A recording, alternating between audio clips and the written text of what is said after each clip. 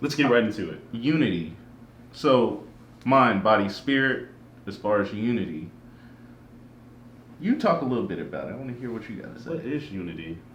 What is the definition of unity? Oh, Google definition. Google always gives some fun stuff. So they might just give the Webster's Merriam. We'll figure it out. We'll figure it out. But unity, as far as mind, body, spirit, we want to tie together the things we've been talking about.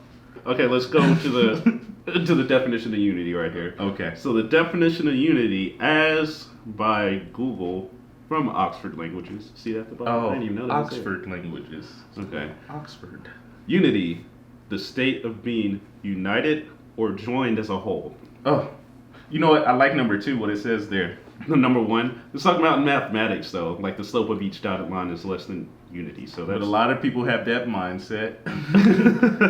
It's a mindset you probably don't want to get stuck in. I'm number 1. No, let's tie it all together. the state of being united or joined as a whole. Joined as a whole. So for this episode, we're really talking about adding together the mind, body, and spirit holistically.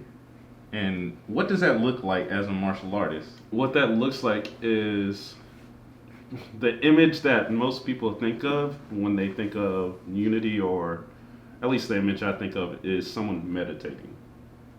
Mm-hmm. Someone being able to be still and peaceful in all this chaos, being able to unify it and move through space with the energy as compared to against it.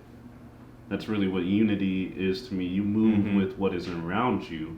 Don't try to change it, but you move with the flow, you move with it. Mm.